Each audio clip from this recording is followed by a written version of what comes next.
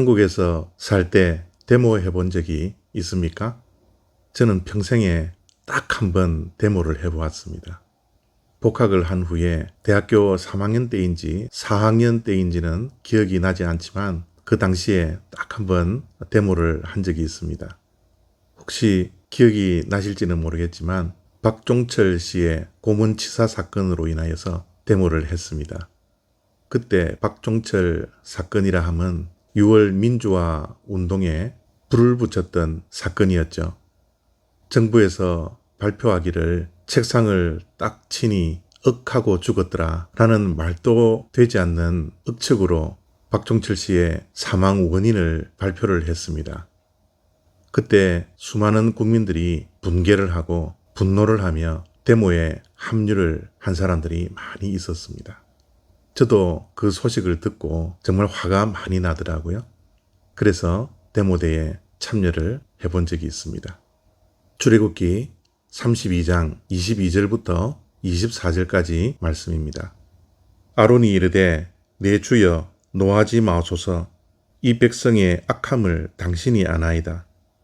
그들이 내게 말하기를 우리를 위하여 우리를 인도할 신을 만들라.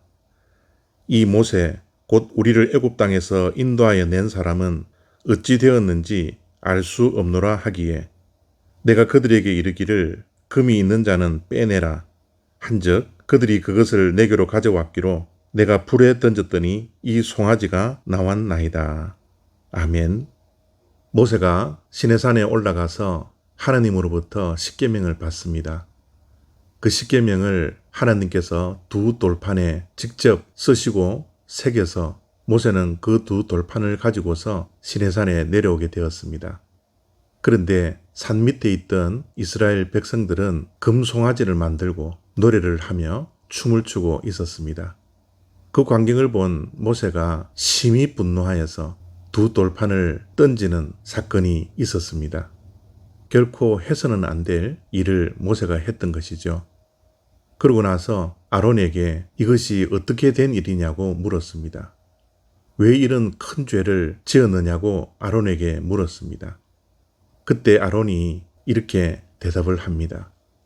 백성들이 가져온 금을 불에 넣었더니 금송아지가 되어 나왔다 라고 변명을 합니다. 책상을 딱 치니 억하고 죽었더라 라는 말과 너무 비슷하지 않습니까? 백성이 준 금을 불에 넣었더니 불에서 금송아지가 나왔더라는 거죠. 정말 어떻게 이런 변명을 할 수 있을까요? 아론은 자기 자신의 책임을 면하려고 변명하고 백성들을 탓하고 말이 되지 않는 핑계를 대고 있는 것이었습니다. 지도자는 변명하는 자리가 아니죠. 지도자는 책임지는 자리입니다. 그러나 아론은 그러지 않았습니다. 아론은 자기의 책임을 면하기 위해서 책임지는 자리에 있지 않고 변명하는 자리에 있고 말았습니다. 이렇게 변명을 하면 자기만 빼고 모든 잘못은 백성에게 돌아갑니다. 이것이 지도자가 해야 할 일일까요? 그러지 않습니다. 백성들이 잘못했다 하더라도 지도자가 그 잘못을 책임지는 것, 그것이 진정한 지도자이지 않을까요? 문제 앞에서 도망치는 자가 아니라 문제 앞에서 책임을 질 수 있는 지도자가 우리가 살고 있는 이 시대에도 필요한 지도자상이지 않습니까? 이 영상을 보는 자들 가운데서도 많은 지도자들이 있을 겁니다. 교회의 지도자도 있을 거고 이 사회의 지도자도 있을 것이고 가정의 지도자도 있을 것입니다. 어떠한 공동체에서 지도자의 자리에 있는 분들은 오늘 말씀에 나오는 아론처럼 변명하는 자가 되지 않기를 바랍니다. 어떠한 일이 발생하더라도 책임을 지는 자리가 지도자의 자리임을 기억할 수 있는 하루가 되었으면 좋겠습니다. 하나님께서 찾는 지도자도 바로 그런 지도자이지 않을까요?